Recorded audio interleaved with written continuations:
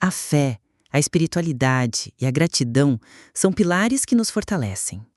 Ter fé nos ajuda a enxergar além das dificuldades. Ser espiritualizado nos conecta com algo maior que nós mesmos. E a gratidão nos ensina a valorizar as pequenas vitórias, transformando nossa perspectiva de vida. O mundo de Roberto virou de cabeça para baixo em um consultório médico. Um ambiente asséptico e frio que contrastava com o calor da vida que crescia no ventre de Joana.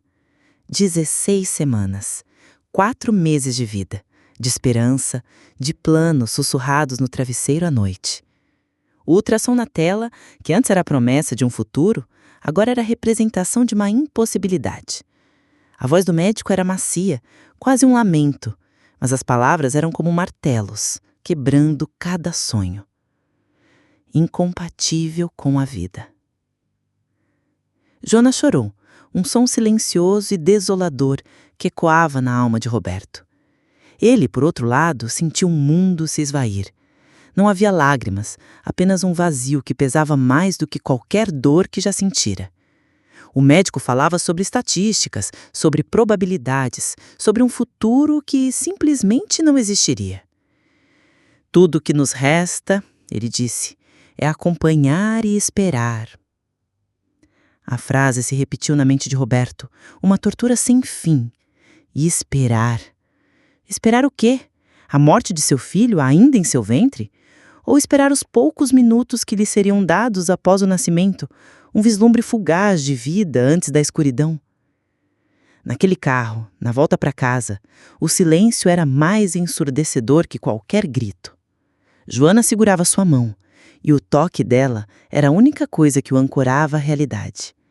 Ele se sentia um estranho em seu próprio corpo, incapaz de processar a magnitude da notícia. Humanamente não há o que fazer. As palavras do médico eram uma sentença, a lógica fria da ciência. Mas Joana, mesmo com a voz embargada, sussurrou uma frase que mudaria tudo. Mas humanamente não é a nossa única opção. Temos Deus. Foi um ponto de virada. A fé, para eles, não era um conceito abstrato, mas a única chance. Foi o momento em que a dor se transformou em uma entrega total, um abandono confiante nas mãos de algo maior que nós mesmos. Roberto se lembra de fechar os olhos e, pela primeira vez desde que ouviu a notícia, orar de verdade. Não uma oração de pedido, de barganha, mas uma oração de rendição. Ele entregou a fé, a dor e a confiança, entregou a vida de seu filho a Deus, com a certeza de que a única chance era um milagre. Os meses que se seguiram foram uma travessia por um oceano de emoções. Cada ultrassom era uma batalha. A semana anterior era preenchida por uma ansiedade corrosiva. Roberto sentia um nó no estômago, um frio que o impedia de respirar fundo. A cada consulta, ele se preparava para o pior. Mas, lá na tela, o coração de seu filho batia, forte e persistente. E Joana chorava, mas eram lágrimas que misturavam angústia e esperança, uma mistura agridoce que ele aprendeu a reconhecer. Ele se apegou a esses pequenos corações batendo. Eram lembretes de que a vida, por mais frágil que fosse, ainda estava lá. Ele se lembra de uma noite em particular, no meio da gestação. Ele estava acordado, olhando para o teto, o medo se agigantando na escuridão. Joana se virou e, sem dizer uma palavra, segurou sua mão. O toque dela era calmo, e ele sabia o que ela estava pensando. Ela não precisava de palavras para lembrá-lo da promessa que tinham feito. Eles aprenderam a descansar, a deixar que ele conduzisse. Não era um descanso de quem não se importa, mas um descanso de quem confia, de quem já entregou a luta e agora apenas observa a jornada, sabendo que o destino está em boas mãos. Essa rendição não veio de uma vez, mas foi um aprendizado diário. Cada dia de ultrassom bem-sucedido, cada movimento do bebê na barriga de Joana era um novo degrau nessa escada de fé. O livro O Poder do Subconsciente, de Joseph Murphy, explora a ideia de que a mente subconsciente detém o poder de moldar a realidade de uma pessoa. Ele argumenta que ao direcionar conscientemente pensamentos e desejos positivos, é possível influenciar e manifestar grandes mudanças na vida. A obra nos ensina a usar a força interior da nossa mente para alcançar a saúde, a felicidade e o sucesso que desejamos. Com 35 semanas, a decisão de arrumar o quarto veio como um sussurro. Joana sugeriu, e Roberto inicialmente hesitou. Como poderiam preparar um berço, um enxoval, para um filho que talvez não viesse para casa? Mas ele percebeu que aquele não era um ato de negação, mas de fé. Foi um dos gestos mais poderosos que fizeram. Pintaram a parede de um azul suave, montaram um berço com cuidado, o cheiro de madeira nova enchendo o quarto.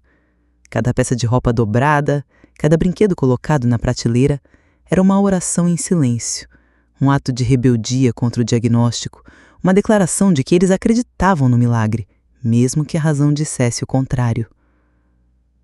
Aquele quarto se tornou um santuário de esperança. Amigos e familiares se uniram.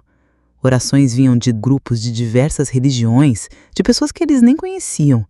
A energia de tanta gente orando por seu filho era quase palpável. Roberto sentia-se envolvido por uma onda de amor e esperança.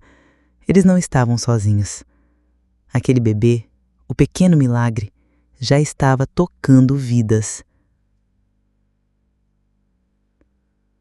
Faltando 2 semanas para o parto, o inesperado aconteceu.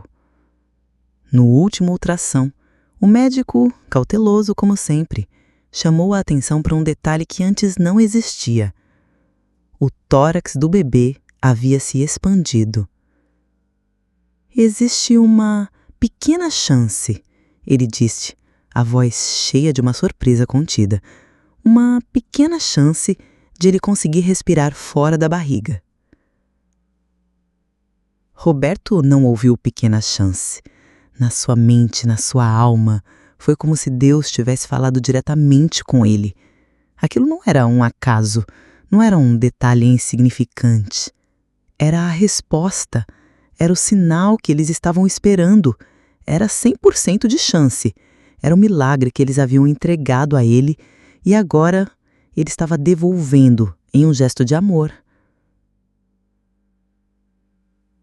O dia do parto chegou. Na sala, a tensão era palpável. O silêncio, de novo. Roberto segurava a mão de Joana com força, e ele podia sentir a esperança e o medo dançando nos olhos dela. A equipe médica estava em alerta, pronta para intervir.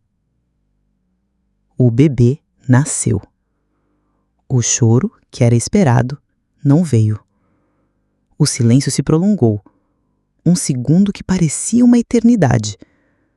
Roberto prendeu a respiração. Aquele segundo foi o mais longo de sua vida. E então o som. Não um choro, mas um gemido, um som fraco e hesitante que rapidamente se transformou em um som de vida, de um pulmão funcionando, de um bebê respirando. Ele respirou sozinho, sem ajuda de aparelhos, sem intubação, sem nada. As lágrimas de Joana e Roberto se misturaram. Eram lágrimas de alívio, de gratidão, de um milagre que se desenrolava diante de seus olhos. O bebê foi levado para os exames, e a notícia veio como uma avalanche de alegria. Ele não apresentava os riscos esperados pela síndrome. Era como se a doença tivesse sido varrida por um sopro divino. Os médicos estavam perplexos, incapazes de dar uma explicação lógica. Hoje ele é um menino lindo, super saudável, cheio de vida. Suas gargalhadas ecoam pela casa, seus passos desajeitados, seu cabelo claro, seus olhos brilhando de alegria. Ele é a prova viva de que a fé pode mover montanhas. A vida de Roberto nunca mais foi a mesma. Cada manhã, quando ele acorda e vê o filho, ele é invadido por uma gratidão que o faz chorar. Eles aprenderam a confiar no impossível. A história de seu filho não é apenas sobre superação, mas sobre a força inquebrável da fé e o amor de um Deus que se importa com os detalhes. A vida deles, que antes parecia definida por um diagnóstico, foi reescrita por um milagre. e eles vivem cada dia com a certeza de que quando a razão se cala, a fé encontra sua voz. O poder da fé é a crença inabalável no que não se pode ver, uma certeza silenciosa que transforma a esperança em realidade. Ela nos dá a força para persistir quando o caminho se torna escuro. Nos ensina a confiar em um propósito maior e a ver oportunidades onde outros só enxergam impossibilidades. A fé é o motor que nos move, a luz que nos guia e o alicerce de todo verdadeiro milagre. Não um choro, mas um gemido, um som fraco e hesitante que rapidamente se transformou em um som de vida, de um pulmão funcionando, de um bebê respirando. Ele respirou sozinho, sem ajuda de aparelhos, sem intubação, sem nada. As lágrimas de Joana e Roberto se misturaram. Eram lágrimas de alívio, de gratidão, de um milagre que se desenrolava diante de seus olhos. O bebê foi levado para os exames, e a notícia veio como uma avalanche de alegria. Ele não apresentava os riscos esperados pela síndrome. Era como se a doença tivesse sido varrida por um sopro divino. Os médicos estavam perplexos, incapazes de dar uma explicação lógica. Hoje ele é um menino lindo, super saudável, cheio de vida. Suas gargalhadas ecoam pela casa, seus passos desajeitados, seu cabelo claro, seus olhos brilhando de alegria. Ele é a prova viva de que a fé pode mover montanhas. A vida de Roberto nunca mais foi a mesma.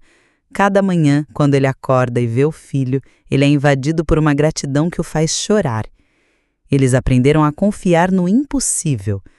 A história de seu filho não é apenas sobre superação, mas sobre a força inquebrável da fé e o amor de um Deus que se importa com os detalhes. A vida deles, que antes parecia definida por um diagnóstico, foi reescrita por um milagre. E eles vivem cada dia com a certeza de que quando a razão se cala, a fé encontra sua voz. O poder da fé é a crença inabalável no que não se pode ver, uma certeza silenciosa que transforma a esperança em realidade. Ela nos dá a força para persistir quando o caminho se torna escuro. Nos ensina a confiar em um propósito maior e a ver oportunidades onde outros só enxergam impossibilidades. A fé é o motor que nos move, a luz que nos guia e o alicerce de todo verdadeiro milagre.